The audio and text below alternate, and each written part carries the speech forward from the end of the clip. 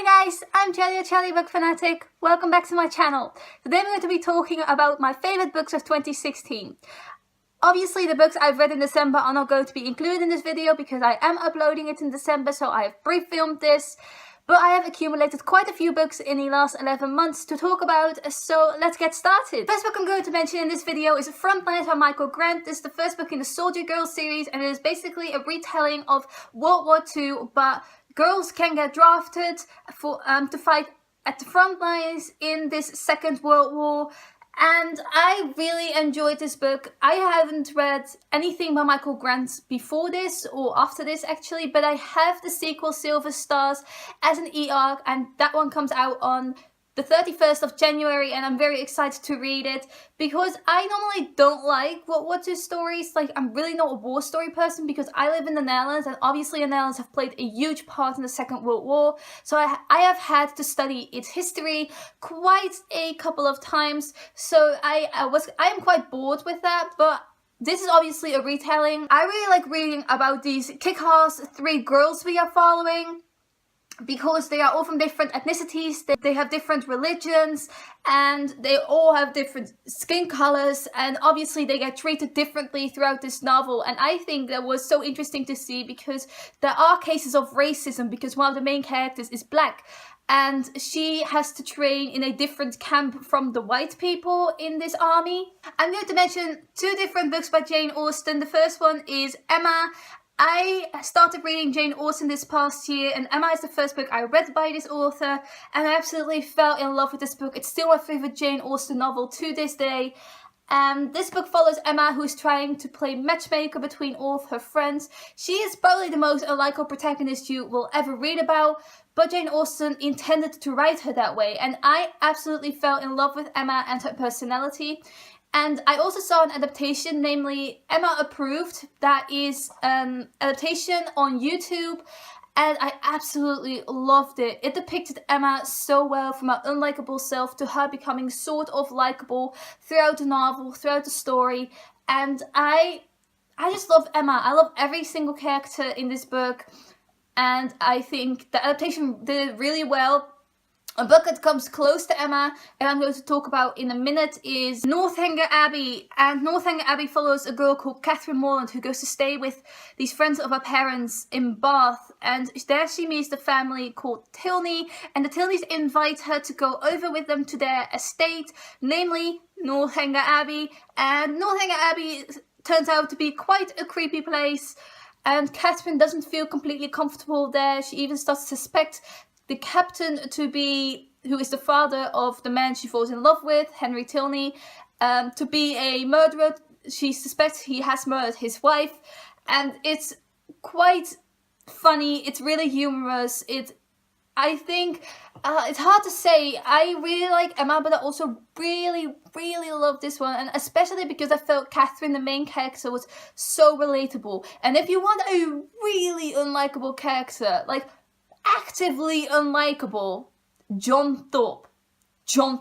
Then the second book in the Fire and Thorn series, The Crown of Embers by Ray Carson. I like the first book, The Girl of Fire and Thorns. It follows a girl who gets married off to this much older man, and she is just a princess. She's 16-year-old. She doesn't know anything about leading a country, leading a kingdom, but she does get married off to this man she doesn't know. And she has to figure out how to lead a country, and ends up in eventually a rebellion.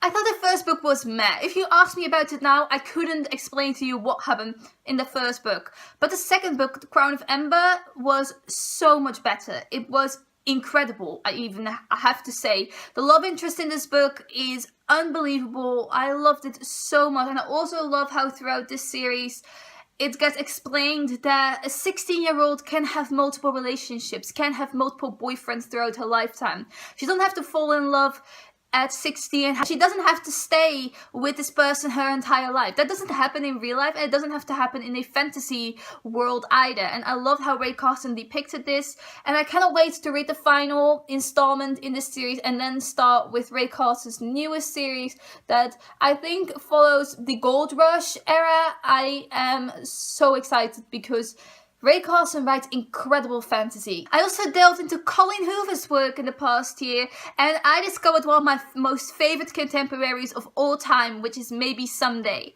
Maybe Someday follows this girl Sydney, who finds out her best friend and her boyfriend are basically cheating on her, are betraying her, and she leaves her apartment that she was sharing with her best friend. And then the guy from a building across from hers takes her in as a roommate, as she starts to fall in love with him. But he also has a roommate called Warren who lives there, and another roommate called Bridget. It is a full house.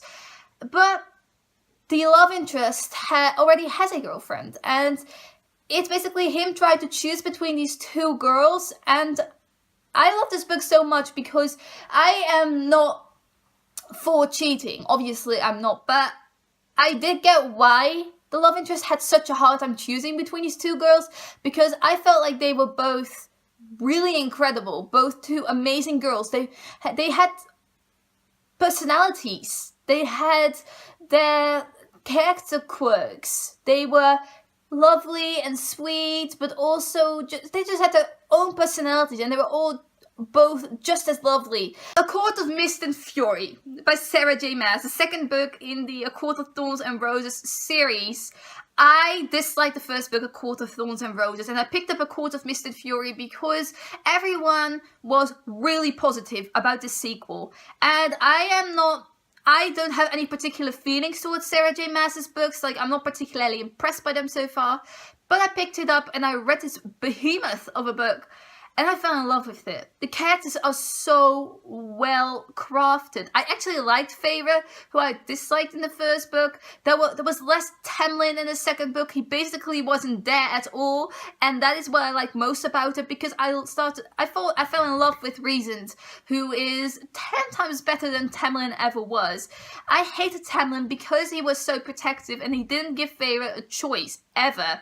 And I dislike that. I like my female characters to have freedom, to have the freedom to make their own choices and be their own person. And Tamlin never let Feyre do that, and Reason did, which is why I loved it so much. A book that really surprised me the past year was Even Angels Fall by F.L. Darbyshire.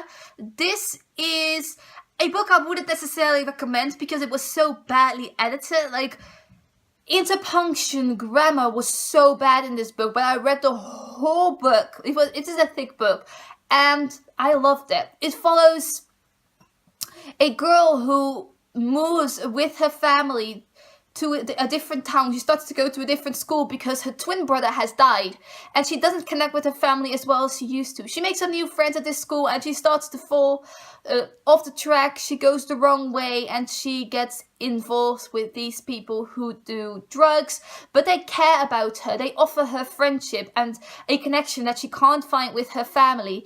And I love how this book depicted drug abuse and drug dealing, and how these people do illegal things and criminal things, but they still care about each other. They are still people, and I think a lot of authors forget that in their books and in movies as well. People get depicted for as their drug abuse. They are only their drug abuse, and in this book it was so well crafted because all of the characters had their own personalities. They were real, caring, friendly people. They were there for the main character, but they still had a problem. They still abused drugs. They still dealt drugs. They still did these criminal things, but that doesn't make them inherently bad people. Then Wolf by Brian Graudin, the first book in the series of the same name. And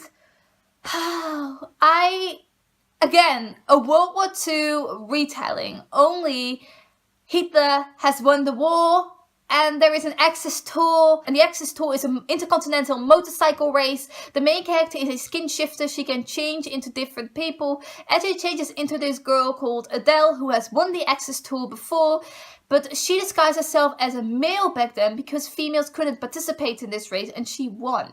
So Yael, who's the main character, kidnaps Adele and skin shifts into her because it is her mission to kill Hitler disguised as Adele. But she hadn't really anticipated that Adele's brother Felix will be participating in this race to protect Adele, and also Adele's love interest Luca is participating for the second time, and he is not planning on letting Adele win this time around. I started reading science fiction this past year, and I am discovering I actually really like it. The first book that really made me like it and made me discover that I am particularly into space opera is The Long Way to a Small Angry Planet by Becky Chambers.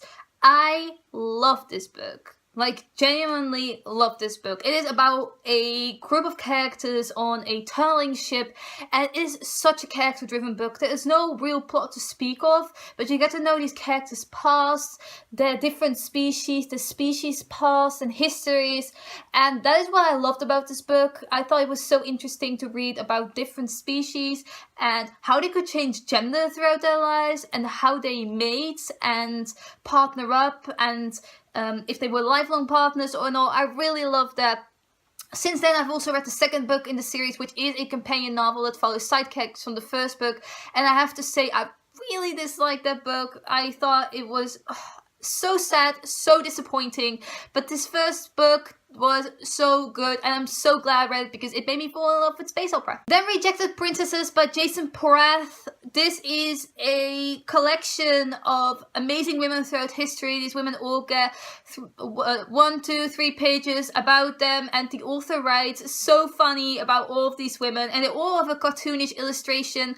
I did a review on this book where I also talk about some of the amazing women I was impressed with in this book. I will link that review down below if you're interested, but I would really recommend this book as a birthday gift for people who are interested in feminism and women in myths, legends, real women who did impressive things. The next book is a poetry collection. It's The Universe of Us by Leav. This is not the first poetry collection I read by Leav. That was Love and Misadventure, but then I saw she had a new one coming out at the beginning of October, and I decided to request an e-arc of it, and I read, and I cried after every single poem. I also did a review of this wherein I talk about my favorite poems in this collection, so I will push you to check that out, because genuinely, if you hear what kind of incredible writing style she has and how she's able to make you feel through these simple, beautiful words, just check out my review and you will get an impression of the poems she writes. Then the second book in the Young Elite trilogy, The Rose Society by Marie Lu.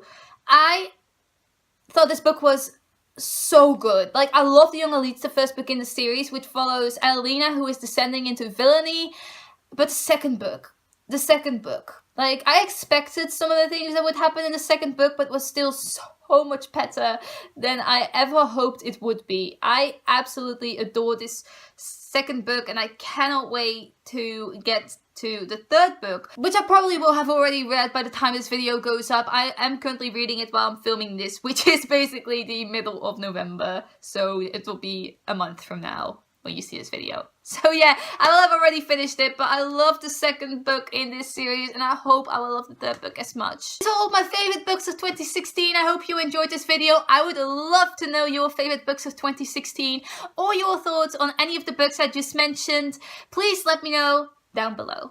Thanks for watching. Goodbye!